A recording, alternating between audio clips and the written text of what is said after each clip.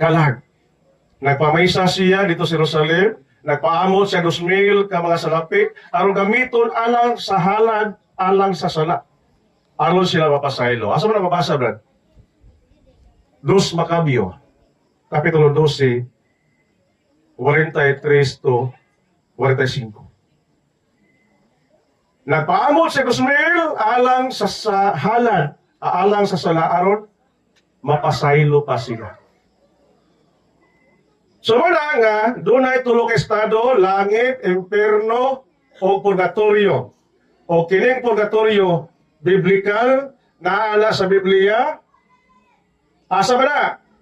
Unang Pedro 3:18-19.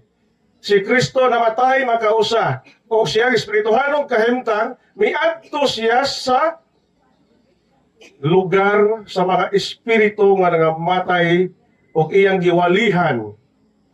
Ano sila mabuhi sa mga ang Diyos buhi. Giusa ito niya. Giwalihan. Katong giyatuan ni Jesus, katong mga bilangguan sa espiritu, sa ito? Langit o imperno? Nay. Katong giyatuan ni Jesus, ipasa ko mo Biblia? Katong giyatuan ni Jesus ka mga espiritu na bilanggo, o sa itong bilangguan? Langit o imperno? Kung may kag langit, di pwede langit. Kaya iha mo giwalihan o maluwas. Di po ito matawag o imperno. Kaya imperno wala na katapusan. Lisilot nga wala na katapusan. Ito usa ka estado nga tuwa dito na bilanggo ang mga kalag nga nakinahanglan pa sa akong pag-ampo aron Maluwas. unsay purpose nga nag-ampo ta. Matod pa sa Pinadayag, Kapitulo 20, versikulo 15, o sa ingon niya, iyang pagahukman ang katauhan nga ang ilang ngalan nasulat sa libros kinabuhi.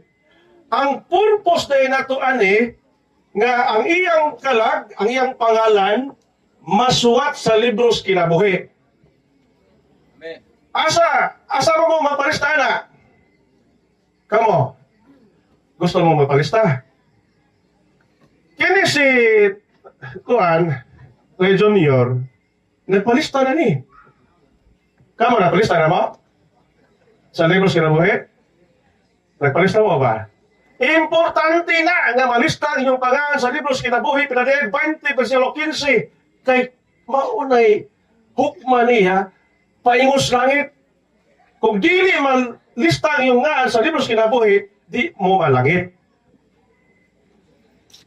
Uy, magparista na mo eh. Diyaw. Isa may nalista doon eh. Mana? Kaya kining niya, kolektahon ni San Pedro, kining alistahan. Kolektahon na din eh. Kaya tanaw ni San Pedro, na kisay nag-una mo, isunod ni Junior. Kaya nabiruan na din. Ang nag-una din eh, mao'y isunod. Mao'y kolektahon man eh, rapulon man dito. Rapulon ning niya. Ini mga nasuwat din eh. Rapulon o kisay mo sunod. Isa pa yung nagbiruan. Bitaw ha, kanang naay, wala ni kanang naay. Saan ni si Peter eh? Ahuli ni? Memorial book. So, importante mga higala nga masuwat ang inyong pangalan sa libro sa kinabuhi. So, kini atong gihimo karon, ato lang papason ang ihang silot nga gamay.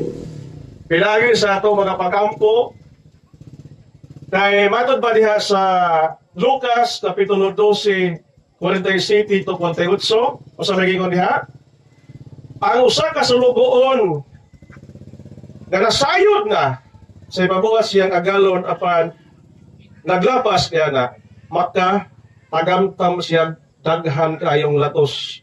Apan ang sulugoon nga mapasayod apan nakahimo siya sa kalapasan makatagamtam siya og jutay nga latos. Nga nagpasabot ka na nga dili iganda sa Ginoo ang atong sala magamay ug madako doon na ginay tagsa ka padulngan. Matod pa sa Hebrano 9:27, hukman ta sa Dios, muatubang ta sa Dios. Sibo sa atong binuhatan, Roma Kapitulo 2, versikulo 6, hukman ta subay sa atong binuhatan. Busa, ang atong mga buhat din sa kalibutan, kamubuhi pa man, ato yung buhaton ang mga buhat nga magkapahimot sa Ginoo, kung pananglitan doon natay gamayng buling sa sala, di na ito napasagdan. Tinahalang ato, gapon na siyang kumpisal o isimba. Kay mawagtag na diha sa gitawag og act of contrition. Diha sa pagsugod sa misa. Pero kanang inyong mortal sin, mapapas lang na siya kung kamo mudangop sa kumpisalan. Mao na gina, ayaw jud ninyo kalimti nga kinahanglan nga mobiya mo aning kalibutana nga hawa sa sala. Kay mato pa ni Kristo, kung magamatay ka mo diya sa inyong mga sala, dili ka mo makaadto sa akong adtuan. Mubiya ako ninyo dinhi, ug muadto ko sa balay sa mga amahan, pag-andam og lawak alang kaninyo, ug mahuman ako haon ko kamo, ug mao na si Junior gikuha. Kay humana ang iyang lawak. Usa kamo, kita, pulos ta, giandaman sa Ginoo. Ang importante lang, na kinahanglan kita, andam na sa itong kagalingon nga makasulod dito. Kay matod pas pinadayag 21, versikulo 27, walay gamayng buling uman sa makasud sa langit. Busa ka ng gamayng buling nimo. Hugasi gina. Huwag na kay damo sana.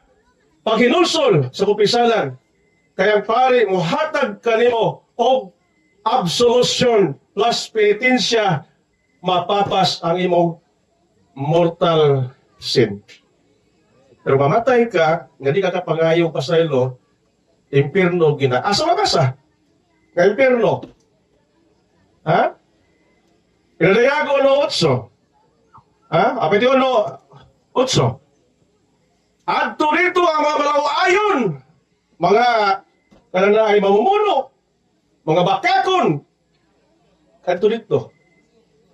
So ang mamatay nga dili makapanghinusol, giterminuhan sa Ginoo, adto didto ang mga malawayon, mga mamumuno, katubang mga tao nga waka pangayog pasaylo.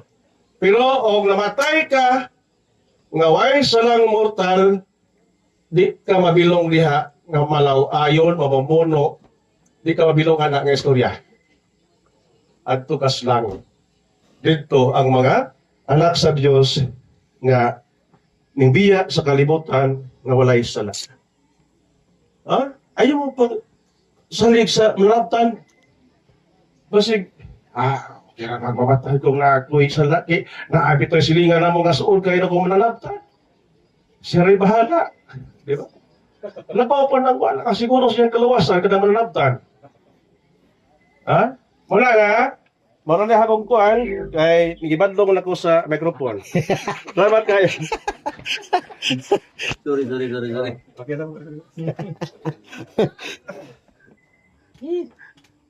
Badlong po rin may kupuna, no? Badlong.